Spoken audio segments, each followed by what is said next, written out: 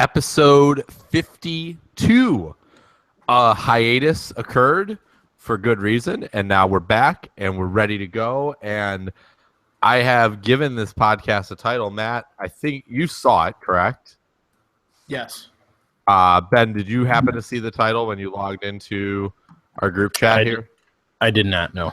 So I have affectionately titled this episode the I Still Can't Believe It World Series Preview.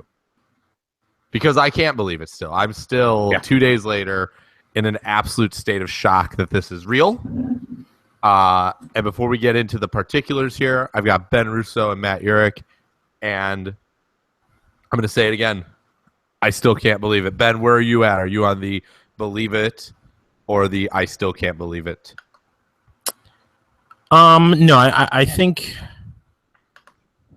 between, obviously, this was a good team. This is a 103 win team. So, this was kind of expected, but it's still, I caught myself saying, I'm like, well, we've been here before, but we haven't been. This is hands down the best team that, I think we've seen. And I think the numbers just back it up just based off of wins and everything else like that. So, it's, I told you guys it was like the weight's been lifted off of our shoulders, and it's not over. You still have 4 games, but I think at this point, like you cleared that one hurdle that you needed to clear. You needed to get to the World Series, obviously, to have a chance to win it. But they finally did it, and I told you guys, I no longer feel like I'm waiting for that, whatever that moment was, for the Cubs to blow it. I'm not saying they're going to win the World Series. I think they are. I think their team's good enough. But, now if they lose, they're just going to lose to a better team, or a team that's playing better at least. Like, I don't have that feeling that the sky is going to fall on us at a certain point. There's no more Bartmans. There's no more goats. There's no more black cats. There's no more whatever you want to call it. Those are done. You made it here. And that's where I'm at. You made it here, and you got 4 more. So let's go with that. Love it. Matt, where are you? Are you in the believe it or you still can't believe it phase? I don't know. I feel like I'm just now beginning to the realization of believing. And it was like Scott, I had mentioned this to you earlier today that like it's just it was such a relief. Like, as amazing of a feeling as it was when it happened, when they won on Saturday night, it was just like this, like, came over you, like, finally, and like, to Ben's point, if there's still 4 games left, they still need to win, or they still need to win 4 games for this to be the thing, to actually attain your goal. But to get to this point, to sort of get over that proverbial hump, the thing they haven't been able to do for 71 years or whatever it was, it just makes this whole thing special. I woke up yesterday and it was still like, I spent part of a good hour yesterday morning just rewatching the Final Out and rewatching home runs and rewatching this and that, and it's just like, it's everything. That game on Saturday night was everything I wanted it to be and more. So I'm so happy and I'm so excited for the World Series, because it feels way different than it did going into the playoffs, than it did going into the NLCS. There's something now that just this sense of calm, which I don't know if it's calm or cocky or a bit of a bravado or what, but it's a hell of a good feeling. Yeah, I think all of those things, this really gets to be everything and anything we want all at the same time. So I've got on the docket here that we're going to break down the Indians. We're going to give predictions. We're going to talk about Schwarber, because that came out Saturday afternoon and was just ridiculous to hear. But first off, Matt watched 5 of the 6 games, 4.5 of the 6 games, we'll call it, with me. And he will attest this. I want to talk quickly about the lazy narrative, because it was driving me nuts throughout the first 2 rounds. And I don't know what to expect in this final round, but man, It drove him more than nuts, to be completely honest, from my perspective. I mean, there's just so many better storylines that existed in the Cubs Dodgers and the Cubs Giants series than even year and then 71 years and Bartman and all that stuff. And I found it very frustrating. And I know Matt was just like, yeah, that's just what it is. And, whatever. But I wanted to hear your take on some of the narrative stuff. Yeah, I mean, to be honest, I just kind of, I just didn't pay attention to it because you knew that's what they were going to talk about. Just like we all know what this World Series is going to be, what they're going to cut to. Or they're going to cut to, oh, what was Chicago like in 1908? And, Cleveland hasn't won since 19. We're going to get the two longest droughts in the American League and the National League, blah, blah, blah, blah, blah. Like, you're going to get that. But it is what it is. It's for TV. It's, what people want to hear. Well, what some people want to hear. Yeah. But it is what it is. I mean, that's why people don't understand, it feeds the morons who say, 1908, even though this team has nothing to do with 1908 or last season or 2 seasons ago or 50 years ago. It's completely different. It's a completely different set of guys. It's a different team. So none of it means anything. It's just to feed the stupid. That's all it's for. Yeah, I understand. It just, I guess what I find frustrating is that they're within these games, there's a much better storyline that exists than what they keep peddling, and unfortunately that's just what media is nowadays. It feels like we're going to pander to what the people want as opposed to telling the story that is really there. So it frustrated me a lot, and it made me pretty angry when it was like, you have a lot of good stuff that you could go with here, and then just some of the false narrative, like, oh, where's the Cubs offense? And it's like, okay, I understood like where's the Cubs offense, but like then the Cubs shut down the Dodgers essentially, and the Dodgers ended up scoring 10 runs in this series, maybe. I want to say it was 3-1. 14 runs maybe in 6 games. I mean, so it's not like the Dodgers were world beaters by any stretch of the imagination, but it was always funny to me. It's like, oh, the Cubs offense, are they going to come to life? It's like, that other team over there, they're not really hitting the ball either. Well, but I think at the same time too, didn't a lot of people kind of look at the Dodgers almost like I don't like saying Cinderella story, but in a sense like they shouldn't have been there, sort of thing. So, yeah, I think part of it was like they harped so much on the Cubs' lack of hitting because of what they were supposed to be. Like for those 2 games, I mean, the offense was non-existent and everything. So, like, I understood why they harped on it, but I also understand your point too, Scott. Like the other team's also struggling; they're not doing well. But I think it was just a product of, well, the Dodgers are Clayton Kershaw, and that's it. Like that seemed to be the overwhelming narrative with them, right? Like the Dodgers were Clayton Kershaw and Kenley Jansen, and like that was it. Well, they had a lot more going on than that. And it was just interesting overall. Just that when you had some real storylines that you could go with there, you just went to the well. So, but hey, what are you gonna do? I think we need to start just talking about the breakdown here, and let's start with Kyle Schwarber. The news came out Saturday night that Kyle Schwarber is playing Arizona Fall League, and maybe that means he's going to play in the World Series. And I did mention at the start, when I think at the start of either our playoff preview or a couple before the playoffs, is Schwarber an option for any time, including the World Series? And you both said no. And I mean, it seemed ridiculous at the time, even when I said it. Like, I'm like, I mean, could he? And maybe, and now here he is. And so, Matt, we'll start with you. Your thoughts on Kyle Schwarber?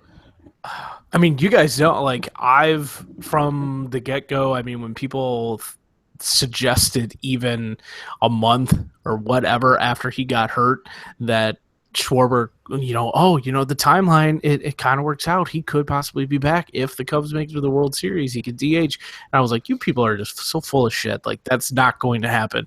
And then when we saw the report, Sahada Sharma from the Athletic, he had it first on Saturday saying that they took him off the 60-day DL and they put him in the Arizona Fall League and stuff. And I was like, holy shit. And then for me, I was like, well, maybe they just are doing their due diligence here, and it's like, let's get Schwarber some at bats before the off season, because he's more than likely not going to want to go play fall league, like extended fall league in the coming months and stuff. And then when they said, I think for me, when they asked Joe Madden about it, and he said, we'll just have to see. Maybe he'll be up here, and I was like, holy shit.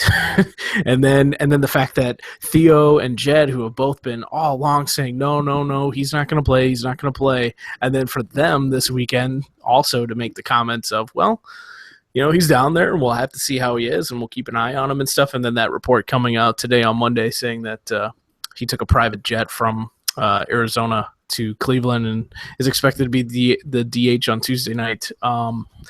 Amazing. I don't think you get much of anything out of him. I think it's going to be too difficult for anybody in that circumstance, but I can't imagine how much better this lineup can be if Schwarber gives you anything at this point. So I'm excited. I'm really excited to see him back in the lineup. He's one of my favorite players on the team, so it'll be fun, hopefully. Yeah. So let me comment on that, which is Kyle Schwarber doesn't have to play the field, so that's giant plus number one.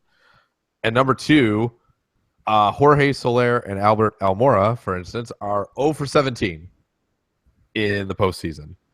So it can't really get that much worse from your DH at this point, right? I mean, and I'm not saying that, Soler or Almora wouldn't give you anything. And, I'm sure a lot of people can make the argument that they could give you just as much.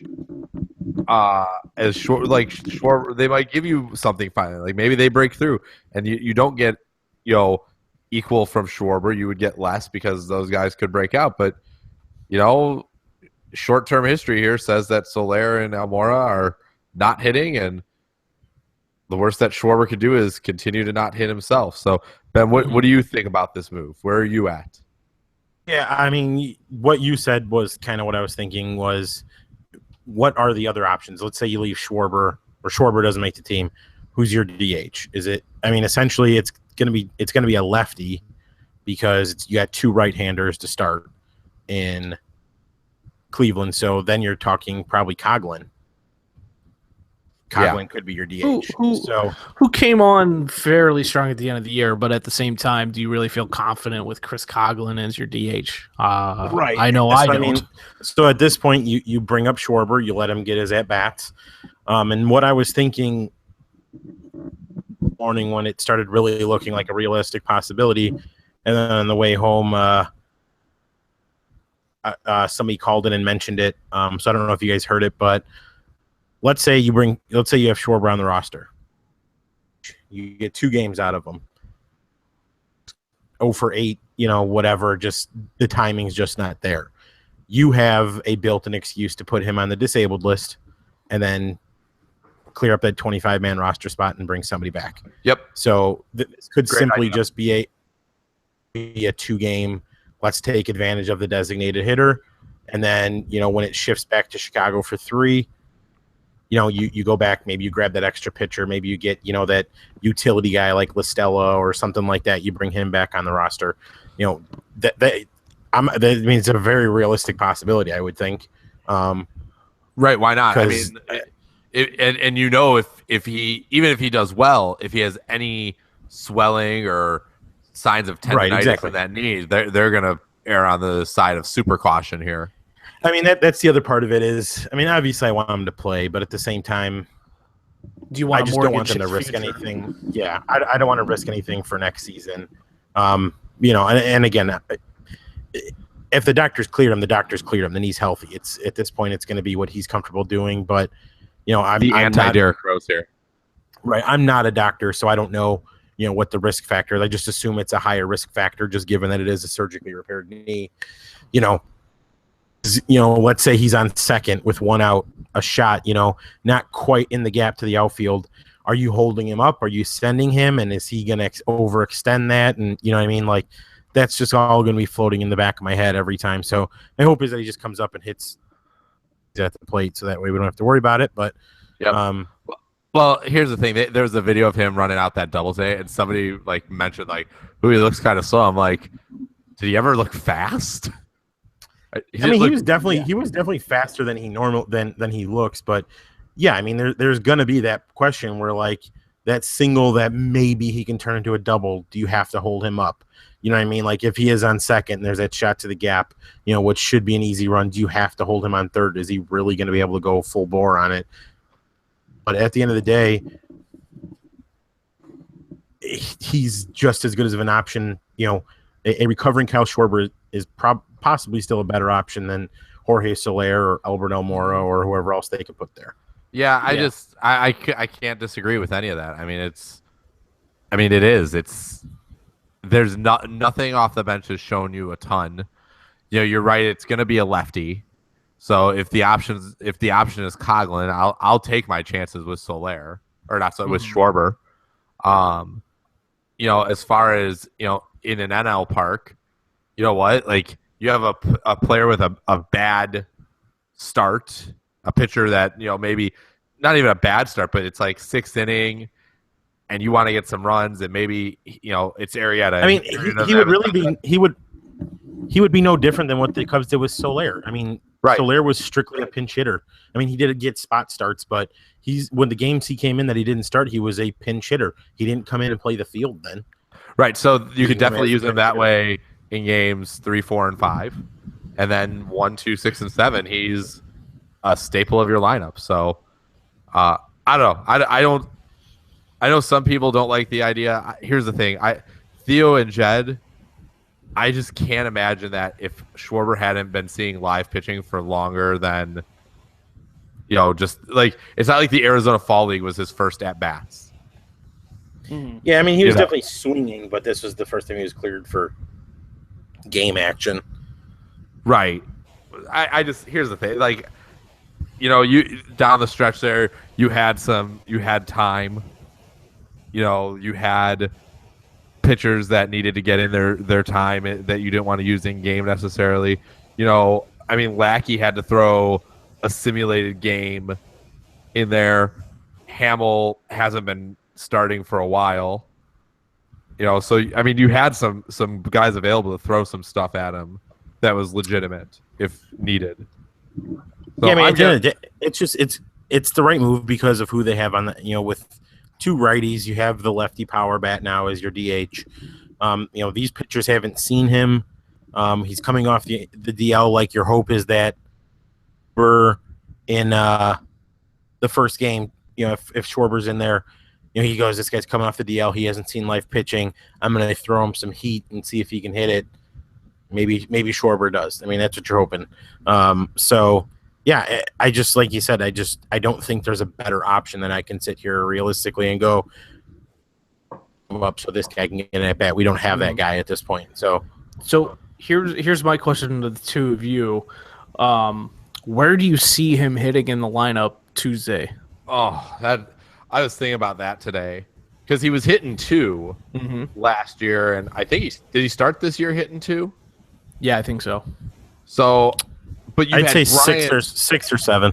Yeah, so I initially thought was like 7th. Yeah, I was like, you can't have him hit 2. Bryant's been hitting that 2 hole since. Yeah, I don't think you're touching. I don't think you're touching 1 through 5 right now. Yeah, I mean, unless you get to game 6 and Schwarber, in 2 games as a DH and another 1 or 2 pinch hit spots, he's sitting there at like 5 for 9 or whatever. And you're going, he's hitting the ball. I think you're going to go Fowler, Bryant, Rizzo, Zobrist, Baez, probably Russell, and then I'd probably put Schwarber there. Maybe I put Schwarber 6. Yeah, maybe you go Russell Baez, 7. Baez, Schwarber, Russell. You go lefty, righty. Yeah, I could see something like that. right? And then if Montero is catching, then you go righty, lefty, righty, lefty. There, I don't see Montero getting a start in this World Series. you think I agree. you think he's done? I don't think you can afford to keep him out there. Because To me, he's a pinch hitter or an emergency situation at catcher now. Because that's the thing that's going to be really interesting come Wednesday's game. It's really hard to keep Contreras out of the lineup right now. Like, Yeah. but that's the thing. Are they going to be willing to? Because you know how Arrieta's been about his catching situation. Because I don't even know if Contreras has caught him. Has he? I mean, I'm sure he has. But I feel would like rather he did late. I feel like he did late in the season, but Yeah. I mean, they very well could go Montero. Me personally, I wouldn't, but like I would rather see David Ross catch him just from a catching perspective. But I it's so hard to keep Wilson's bat out too. So hell, Ross has been Ross has been playing okay in the postseason too. Like he's there, so he's been hitting the ball. He's got a home run. I mean, to me right now, your best lineup is Contreras in left and Zobrist in right. I know we love the defense in right field with Hayward or Almora, and I fully expect Hayward to start, but Yeah. to me, offensively, that's your best lineup. Well, so Craig Edwards over at Fangraphs has an article up that says that Hayward is still the best option because I wouldn't disagree. Soler and Almora have been bad. His defense has still been good, and 2 of his 4 hits have been of the leadoff extra base variety in 1-run ball games. So his WPA, and I don't know what WPA actually stands for, weighted plate appearance, I don't know, in the playoffs is the same as Ben Zobrist and not too far off of Dexter Fowler's negative 0.15. So, I mean, and that's one of those things, though, where I look at that and I go, the eye test tells me Hayward is not in the same stratosphere as those guys, but those guys know better than us, I suppose, right? When it comes to statistics like that, I don't know. I would go Hayward. If Hayward wasn't bad enough to, Almora hit the ball pretty hard though. In fairness, against Kershaw the other night. yeah, I like so Almora. everybody. I think the only thing with Almora is, I mean, we know what Hayward is at the plate right now. It's just he's a sloppy mess. I mean, he got a couple of good hits, but that's really it. I mean, Almora, to me, at least gives you a chance at the plate. But yeah, I mean, defensively, it's hard to keep Hayward out, especially if you are going to have Schwarber, which at all signs are pointing to yes. It's a lot easier to hide Hayward in that lineup than with Schwarber with the DH than it is without him. Does Hayward hit 9th? Probably 8th or 9th, yeah. Right? Like, I mean, we talked about where does Schwarber fit in? So you go Javi, Schwarber, Russell. I mean, unless you might put Hayward there to go lefty righty. But then where's Contreras is your 9 hitter? Well, Contreras wouldn't be starting. Well, yeah, I mean, if Contreras is starting, but he's definitely not starting game 1. May not start game 2, and so he may David not be starting Ross until game 3. So, right on. So, well, interesting decisions. In which case, if Contreras is starting game 3, Schwarber's out of the lineup. So, yeah.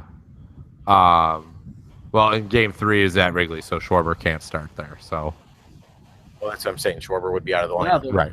Sorry. Catch him. Oh my God! Could you imagine that? They were just like, yeah, you know what? He's going to catch tonight. He's fine. Yeah, Babe Schwarber. Then he goes out there and has an old Don Baylor noodle leg incident. Oh my God! So, all right. So that now that we've talked a little bit about the Schwarber stuff, let's get on to the Indians and some of the stuff with who they are and who the Cubs are about to play here, and some of the odds that go into this. And somebody, one of us has some wind going through the microphone. Did somebody turn a fan on? I hear a bunch of feedback. I'm guessing that. There you go. Ben. It's gone now. Ben turned a fan on. I don't think it was me. There it is. All right. Well, Glad I got that there. All right. all right, All of a sudden I was like, what is that? It's Ben with a fan. so here's what I'm since you guys are far more baseball savvy than I am, I'm going to give you my only bit of information that I know about the Cleveland Indians, and that is Trevor Bauer's finger has a cut on it, and he threw pitches today. That is all I know about the Cleveland Indians. They also have somebody named Jason Kipnis. Other than that, the floor is yours.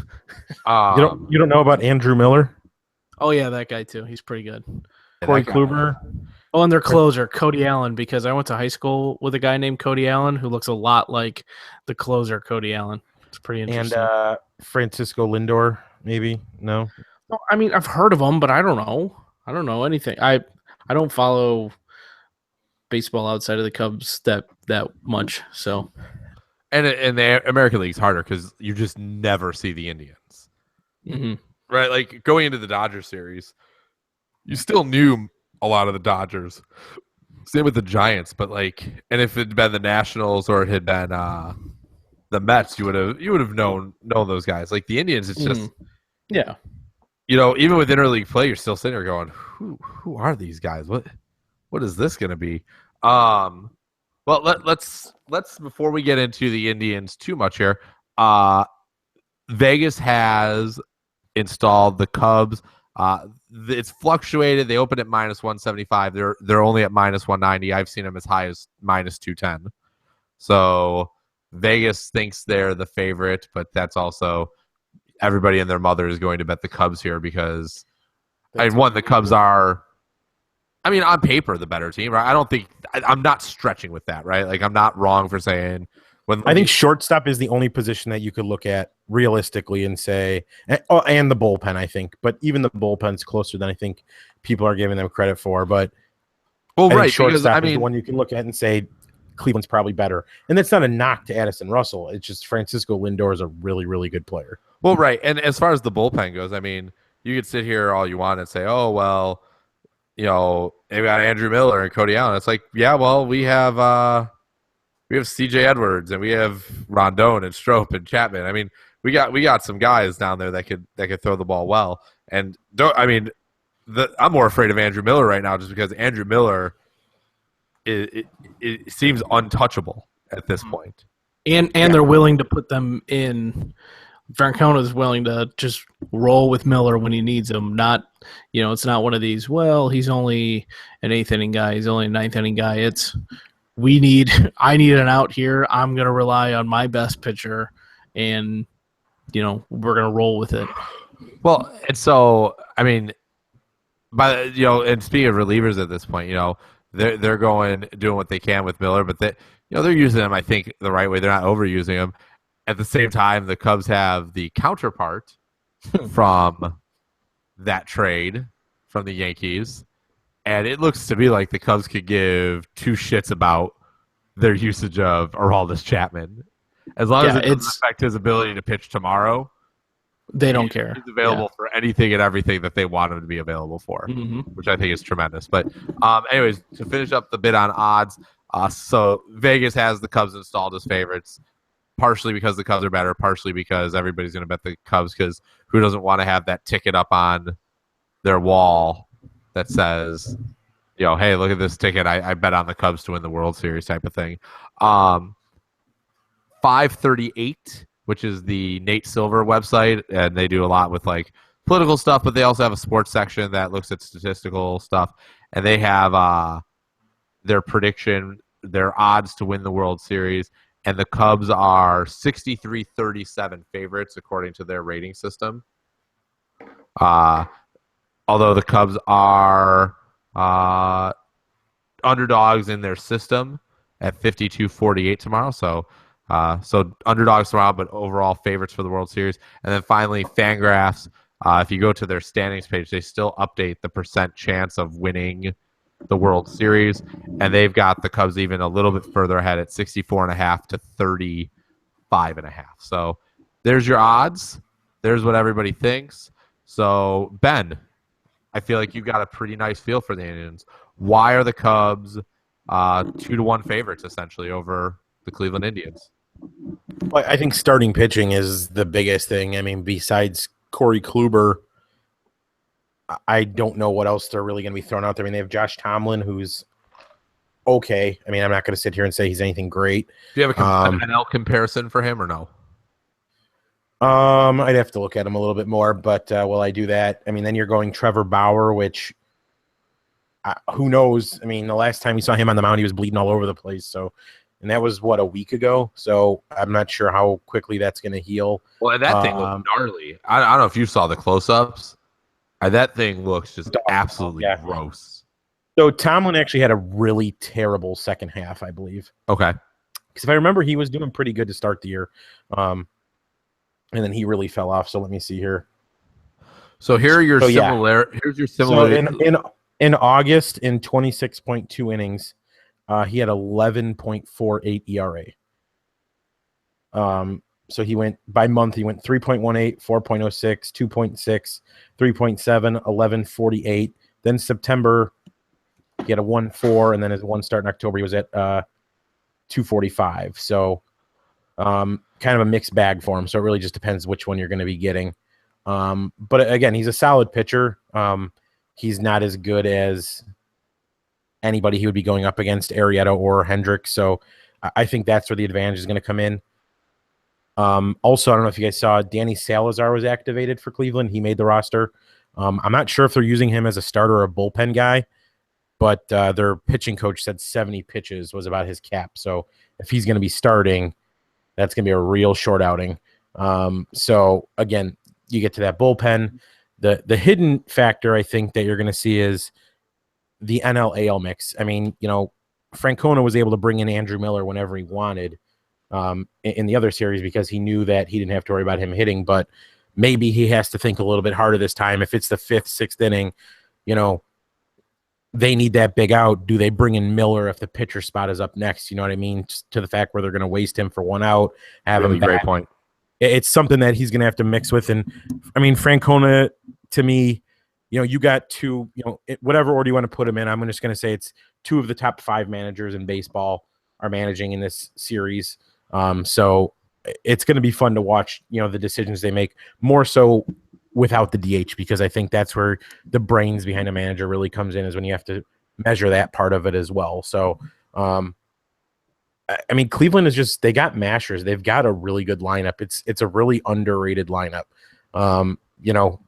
Nobody's going to look at them on paper and go, okay, yeah, they stack up with the Cubs. I mean, they certainly don't. They've got a lot of really good players, nothing like what the Cubs have. But at the end of the day, like we've seen before, you get a hot hitter and all of a sudden that changes a series. So they've got a lot of professional hitters. It's kind of a similar style to the Cubs, where they're going to make pitchers work. They're not just going to go out there and swing at the first pitch. Going to get their pitchers, throw a lot of pitches, a lot of on-base guys. So it's going to be an awesome series. I said once Cleveland made it, I said it was going to be an awesome series, whether it was Cubs Indians or Dodgers Indians. I just think it's going to be 2 fun teams to watch. But starting pitching will definitely be what I think puts Cleveland down in this series. So Ben, maybe you could speak to some of this, because I'm not sure. I'm just looking at team batting stats here. Is Juan Uribe really playing for this team? Yeah. That is real. Okay, so Juan Uribe, Good for him. Man, his picture on Baseball Reference, holy smokes. Now I gotta look it up. Oh, you do. It's not a flattering picture if you're Juan Uribe. Like, Juan Uribe's got to be called. Looks like he ate Juan Uribe. Holy cow. Yeah, it's not What do they list him at weight-wise? My God. not enough. 245? 245 my ass. Okay, so he has not played in this postseason, according to Baseball Reference. Yeah, I don't know if he's on the World Series roster or not, but yeah. Marlon Byrd, is he doing he's things? suspended. He's suspended. Okay. Jeez. All right. So he's all these former Chicago ties here. That's what I'm looking through. That's really it. I'm with you, Matt. Like, I know some of these guys. I don't know a lot of them. Yeah, I mean, most of them I are. don't know the how they held names. Toronto to nothing. I mean, like most teams in this playoffs, which kind of goes to the point you guys made earlier with the offenses, Cleveland's not hitting either. They did enough offensively. I mean, if you look at their numbers through the playoffs, what do they have? 3 guys hitting with an on base above 300, and one of them is a part-time player. But I mean, they got it. There's Chance Kipnis can't even play game 1, so that's their starting second baseman who's out. But you got Kipnis, Santana, Napoli, Jose Ramirez had a solid season. You got Lindor, Chisenhall's okay, nothing great. Coco Crisp has found a second coming. Somehow he hit a couple homers already in the playoffs. So again, it's a good lineup. It's not a great lineup. At the end of the day, it's going to come down to their hammers at the back end of their bullpen. But again, with the NL Parks, how much are you going to be able to pitch Miller and Allen? I mean, you're not going to be able to get 4 innings out of them every game. So, we'll see. It's going to be fun. It really is. So Cleveland averages in this postseason 3.4 runs a game. The Cubs are averaging 4.8. Just for a reference there. Cleveland has a team ERA of 1.77. The Cubs have a team ERA of 2.93. The Cubs have also thrown 21 more innings than the Cleveland Indians, and the Indians have also saved 6 games, which is interesting. Batting average, Cubs are hitting 222. Cleveland is hitting 208. On base percentage 277 to 256, slugging 395 to 380.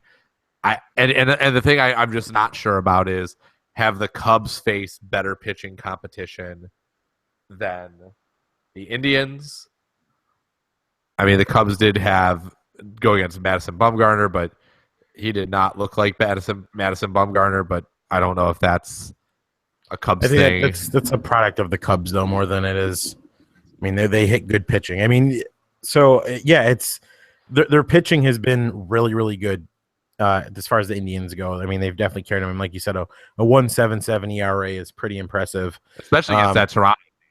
Yeah, that Toronto team's got some major league hitters.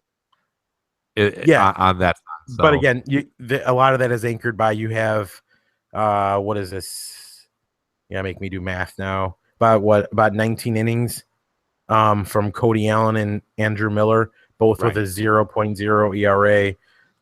They're going to strike people out. It's going to be a matter of how much are they going to be able to pitch those guys? And I mean, if you're going to make them get to, Miller in the 5th inning, again, that just benefits the Cubs. I mean, I would love for Andrew Miller to pitch in the 5th inning, because then that leaves the 6th, 7th, 8th, for somebody else.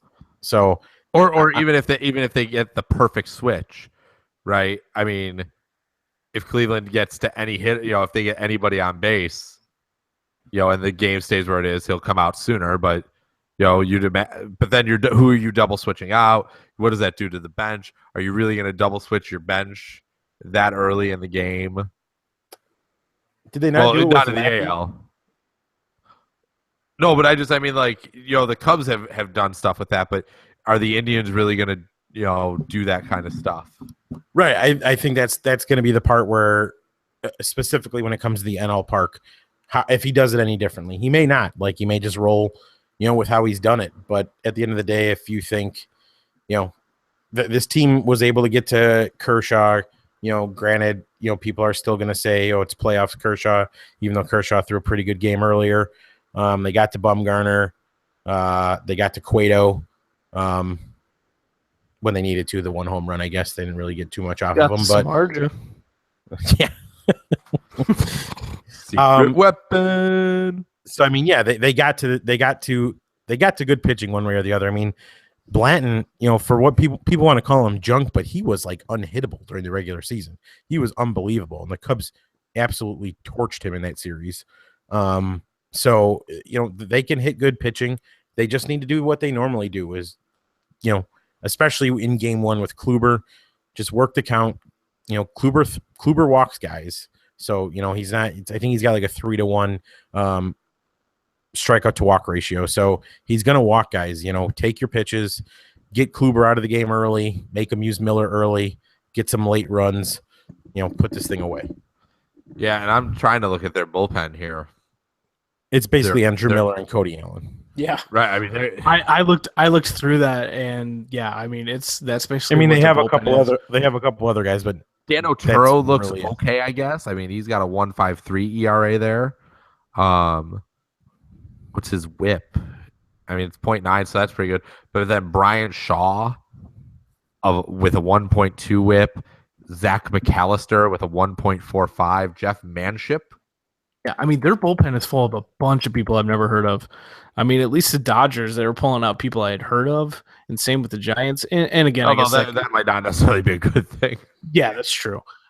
Yeah, that's true. I guess whenever you know the name of a reliever, that's probably not a good thing. But sort of like in the NFL, if you hear the name of an offensive lineman, it's probably for a bad reason. But it's either a good reason or a bad reason. They're either really good or really bad. Or really bad, one or the other. So these guys, maybe they're right in between. Who knows? Yeah, I think, Ben, you're right. I think that's where it is. But I mean, we'll see what happens. Hey, Jabba Chamberlain. He's not going to play for them, but he's on there. Man, remember when Jabba was like the bee's knees? He's 30 now. That's it? He's already 30. I honestly thought he'd be older. I thought he was older. I was thinking like 34. So that's all right. All right. Well, before we make our predictions, let's quickly talk about our favorite parts of what we've seen in this postseason so far. I have a question. Do any of you guys remember your first Cubs game? First game I went to? Yeah. Yes. Yeah, because I was like 13, 14. I never went real young or anything. I'm gonna see if I can find it. I know exactly who they played. I remember a ton. I remember my first because it was awesome. What'd you see? I saw Greg Maddux pitch for the Cubs. 92. I don't remember the exact date. It was in June, and the Cubs played the Cardinals because I remember Ozzie Smith was on the Cardinals still. I don't remember how much longer he played after that. Andres Galarraga was on the Cardinals. Todd Zeile was on the Cardinals. I feel like there's another guy missing. Oh, Ray Langford was on the Cardinals. And the Cubs, they had Sandberg, Dawson, Grace. I can't remember if they had Sosa at that point or not. But Greg Maddux pitched a complete game.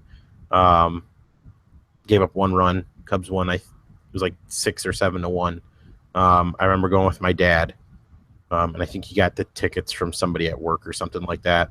But that was the first game. It was awesome, especially to see Greg Maddux because that was his last year with the Cubs. So I found mine. Oh, go ahead, Matt, if you want to go. No. Go. Mine was September 11th, 1995. Ooh, September 11th. Dun, dun, dun. It was the LA Dodgers, actually, against the Chicago Cubs.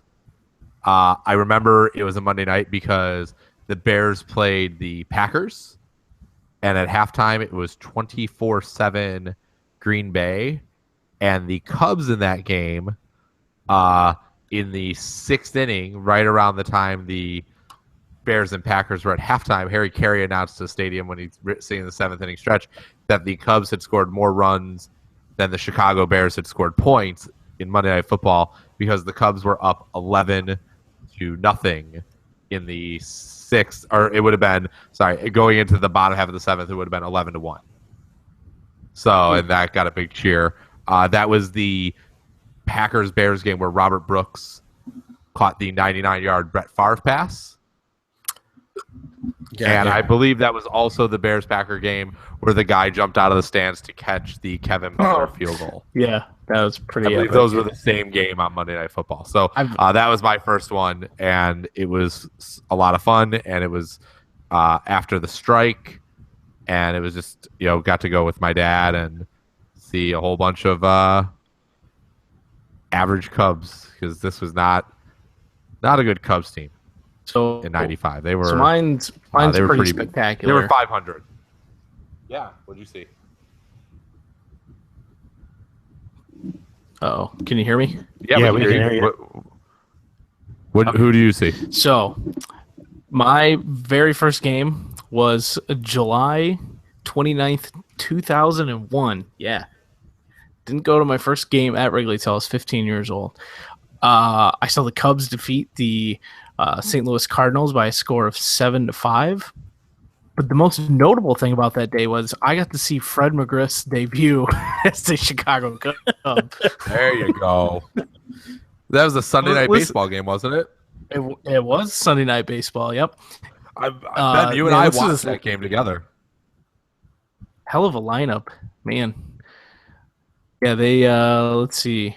Oh, Freddie got an RBI that game.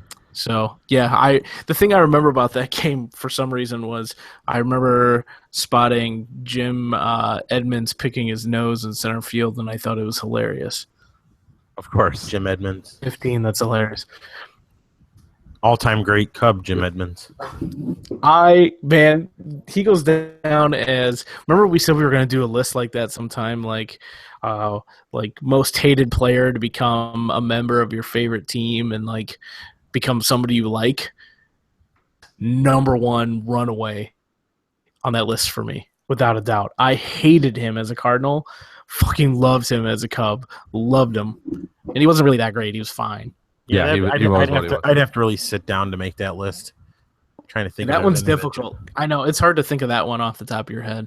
I think baseball and basketball lend the best to that. I think. Yes, I can think of it wasn't if you did that list with players that changed teams and you hated them on one team but for some reason loved them on another.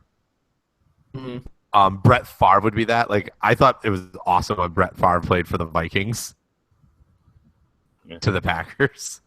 There was just something I loved so much about that I was like, oh, Brett Favre's not that bad of a guy. I mean, I know he showed his penis to Jen Sturger when she didn't want it, but other than that. Allegedly, yep. Allegedly. We'll go with that. All right. We saw his Crocs. I said Crocs, CRO.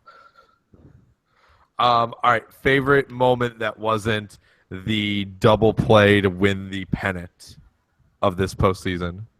We'll wrap it up. Mine's pretty easy. The Miggy Grand Slam. Well, yeah, that's got to be everybody's, no? I don't know. The Wilson Contreras single that scored 2 against the Giants. Come on, that's not better than Martino's Grand Slam. Here's the thing, though, is. I mean, Ben, you were really down. I mean, you were talking. You weren't even going to watch Game 5 at that point. Mm-hmm. The season was over. It was awful. Everything sucked. And then the Cubs just come through with that rally, and the Wilson Contreras base hit was just. I mean, that was great. I don't know. The Baez homer in Game 1. The Baez homer was awesome. I don't know, man. I don't know that anything. There were so many moments. So many moments. So you got in Game 1 the Baez homer. Game 2's best moment might have been the Kyle Hendricks bloop single scoring 2. Even in that loss in Game 3, your best moment was Chris Bryant has that 2-run home run to send it into extras and keep me up an extra 2 hours. The rally in Game 4, you just pick a moment. The Miggy Grand Slam in Game 1. We'll just pretend Games 2 and 3 of the Dodgers series didn't happen. Yeah. At all. Game 4, the Addie Russell home run. I was going to say, the Russell home run had to be up there. Game 5, the Addie Russell home run again. I mean, both of those, or the Baez just icing that game in Game 5 with the 3-run double off the wall, or the Cubs retiring every hitter in order. They only faced 27 batters. That was Game 6. I'm talking Game 5 when Baez put it. Oh yeah, sorry. So and then Game 6, of course, was. Everything about Game 6. There's the Matt reminded me that they had faced the minimum in Game 6. I was like Like I had realized that partway through, and then I mean, I forget, like, 3 double plays and 3 great double plays too. Yeah. 3 really awesome double plays. I mean, Javi at the end of the game there, that was a tough double play to turn on Puig to win the pennant. Like, and it almost would have been so anticlimactic if they hadn't turned it there. Like, oh, we gotta do one more hitter here. Yeah. This sucks. All right, last question, and then we'll make our prediction. And I had it, I lost it. Damn it. Oh well. But it was old great. age. Old age, I guess. I don't know. Yeah, I don't know. Prediction time, I guess. So Matthew, Cubs Indians, who is winning the World Series? Oh wait, I got the question. Okay. When did you think Game 6 was over? When they Like- got 2 runs in the first. You thought it was done right there. I did. Ben, when did you think Game 6 was over? Who hit the home run to make it 4-0? Was it Contreras? Yeah, Yeah, Willie. I think it was the Contreras homer where I was like, okay, because that was like the 5th inning, I think, at that point or something like that. That was the 4th, and then Rizzo hit the Yeah, one. And in the then Riz 5th. got one in the 5th. Yeah, it was because then at that point Hendricks had retired like 11 or 12 in a row, and I'm just like, okay, this is probably over because I just kept I just kept counting out. So I'm like, okay, when are we getting to Chapman? I'm like, okay, at this point we'll get 3 outs from some combination in the bullpen, and then 2 innings from Chapman, and so on and so forth. So I think I really knew it was over. But then once Chapman was in, I felt really good, obviously. So because at that point it was 5-0 or 6-0, whatever it was. Yeah, the Rizzo home run might be one of my favorite moments of the postseason. Not the favorite, but when Rizzo hits that home run And you watch Clayton Kershaw just crumble on the mound. Oh and yeah, he's like, that was like, fantastic. oh, that was awesome. The only That thing was missing pretty good. was like a Ted Lilly gloved throw or Yeah. slam him to the ground. Oh God. So, yeah, pretty good. All right, let's go to it, Matt. Who's winning the World Series here, and how many Well, games? I think I know the answer for all of us in terms of who's winning. I'm not going to say it because I live in this strange world of superstition at this point. But I'm going to say the team we all agree upon in 5. Okay, good call, Ben. I wanted to say our team in 5. I was leaning 5, but I think I'm going to say 6. I'm going to say Cubs in 6. I'm leaning between a sweep and 6, and it's not. I don't know. This just Game 1 feels like it sets up so well for the Cubs. I never like the team that gets as many days off as the Indians have. Yeah. And so, like, I feel like that bodes really, really well for the Cubs tomorrow.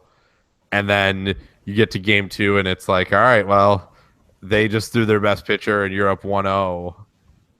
It's not like the Dodgers where, like, Game 1 against the Dodgers felt really important because you knew Kershaw was lurking in Game 2. And he sure as hell was. And, like, in the Giants series, it was like you really didn't want to go back to San Francisco even tied because Mad Bum is sitting there in Game 3, and you're like, I mean, if you're tied or down 2-0, God forbid, the Indians just don't have that guy sitting there waiting for us in Game 2. And so, I guess ultimately for me, if the Cubs win Game 1, I think it's a real strong possibility they sweep the World Series. If they lose Game 1, I'm going to say Cubs in 6. So that's what I'm going to go with. So let's hope we're back here, and maybe Monday we can. Well, we can't do a podcast. I mean, Ben, are you going to bring your microphone on your business trip? Yeah, I could probably do that. Yeah, why don't you do that, and we could do a little podcast with Ben on the road.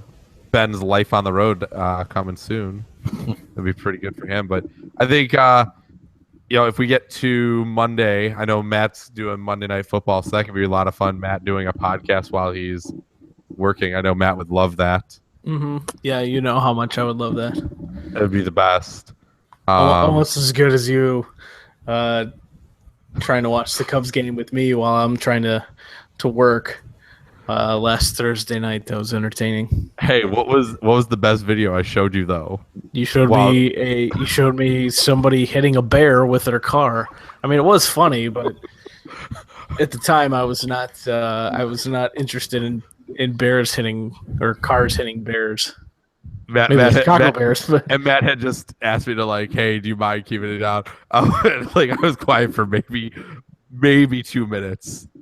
2 minutes is a fucking stretch. A minute is a stretch. And I go, I know you told me to be quiet, but have you seen this today? And Matt's like thinking it's gonna be something sports or Cubs related.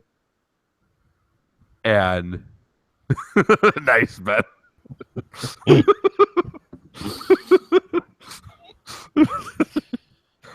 But Matt, I turned to Matt, and Matt's like, "What?" And they show him instead video of the bear getting hit by a truck. So that was great. The bear died. All right. No, the bear got up, ran off. Bear's tough, Just like your 2016 Chicago Bears. They get hit, but they bounce back. No, they don't. They do the exact opposite. I'm more than okay with not talking about them. Yeah. We'll maybe get back into the flow of some stuff with that and talk some Bears, Hawks, and Bulls after this run. But I'm thinking if the Cubs close this thing out, we'll have a celebratory podcast and we'll talk about that. But until then, I'm going to close it out here, gentlemen, unless you have a last thought. I do. Oh, go ahead. So I was just thinking about this today. You know, I started the new job, so I'm a little bit slower right now. So I had a lot of thinking, and I just again, you know, we've talked about it before. How long it's been since the Cubs have made the World Series or won a World Series for that matter, and how many people have, you know, lived and died that even we've known, without seeing anything. And one thing jumped out of my head specifically. It sounds weird with my grandma and my mom. I remember so vividly.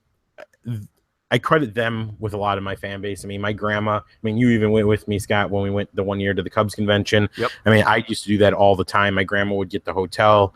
Me and her would go down there. Meet all the players. You know, we were younger then. I want to say 13, maybe 14, something like that. Whatever the first year of the XFL was is how old I was. Yeah. So I remember doing all that, and then just to kind of give an example of like how much my mom and grandma love the Cubs and why the World Series means what it does. I remember the 1997 season. I don't know if you guys remember this, but the Cubs started 0-14. Yep. On April 20th, they were 8.5 games out of first place. April 20th. So I remember being outside playing. I don't remember who we were playing, but I was outside. I was playing catch or something like that. And when the Cubs won their first game, I remember my mom and my grandma coming outside and just like cheering and screaming and yelling like, the Cubs won, the Cubs won. Like they were 1-14. They won their first game 15 games into the season. And just the sheer excitement on their face for just the Cubs win just puts it into perspective, like what this team means to a lot of people. And, you know, Sox fans, you know, I've seen some that have been really generous. There's a handful that are really bitter, salty, you know, whiny babies, but whatever, it is what it is. But like, you just like, I understand you don't want to see another team win, but this is a historical thing. Like, you just have to think about like all the people that, I mean, just the thought there's people who have lived and died without ever seeing the Cubs even in a World Series, not win, just in a World Series. I mean, that's insane. Yeah. I remembered it right, Ben. That first victory was the back half of a doubleheader against the Mets in New York. Yeah, it was the back. I remember watching that. And I remember that was kind of the day for me. It's interesting you bring that up because people ask me, like, when I became a Cubs fan, And I remember watching that game and being like, and seeing the people so excited and going, same thing as you, like, this team's terrible. And all these people are happy because they, even in those days, Cubs fans would travel and they were everywhere, because of WGN. I remember thinking to myself after that game going, man, if it's this good when they've lost this much and they win one, it's got to be pretty awesome when they actually do it. And then and the best is they won the next day, so they actually had a win streak to. Yeah, they took 2 of 4 from the Mets there. So there you go.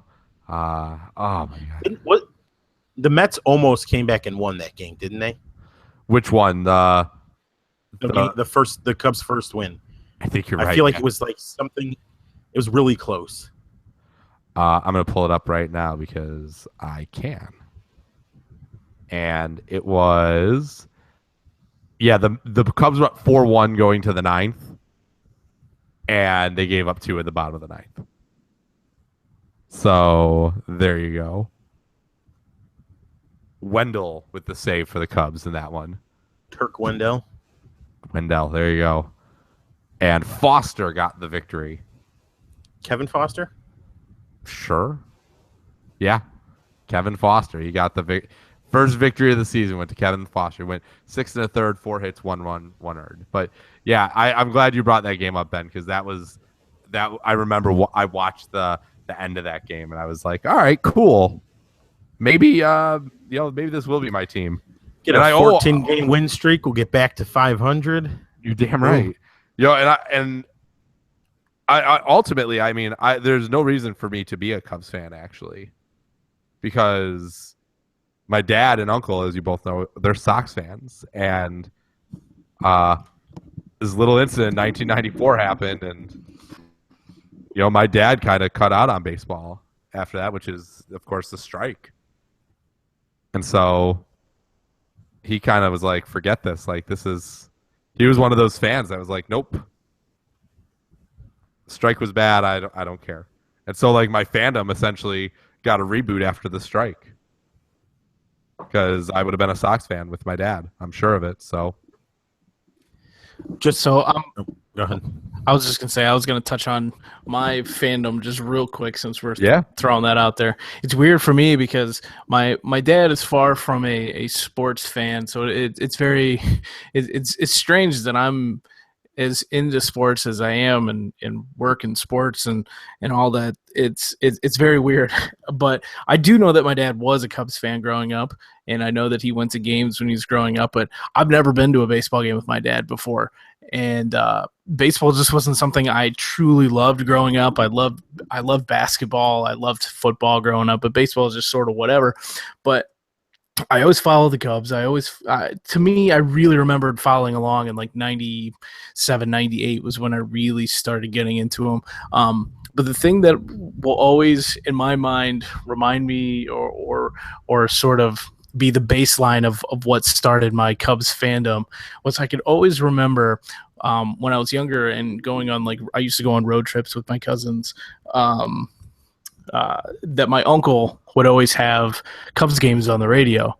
And I can so vividly remember hearing the crackling of 7:20 a.m. or WGN radio. I don't know if it was 7:20 still or was at the time, but WGN radio broadcasting Cubs games and just listening to those in the background every single time I was in the car with my cousins and my uncle and stuff. So that's always like my thoughts, my recollection of like where it all began for me. Cause it is weird that, I would love to go to a game with my dad sometime. I never have, but, I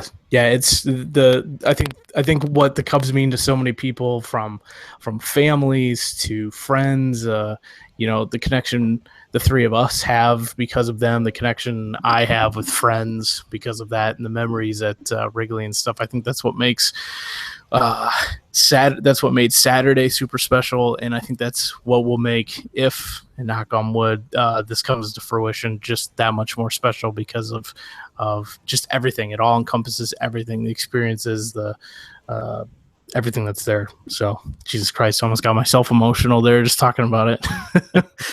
You know what, Matt? It was well said, and I think, that is the perfect place to leave this. So until next week, and um, until we see what happens and all that jazz. I'm Scott Sternal for Ben Russo and Matt Urich. Thank you for listening. Go Cubs. Get it done. Finish the dream season. Get rid of the "this is the year" phrase from the Cubs vernacular, because it's there. You're on the doorstep. You can take that out to the garbage of bad memories of what this franchise is, of just hoping beyond anything that this is actually the year when you know it's not. Make this the year. Have a great week.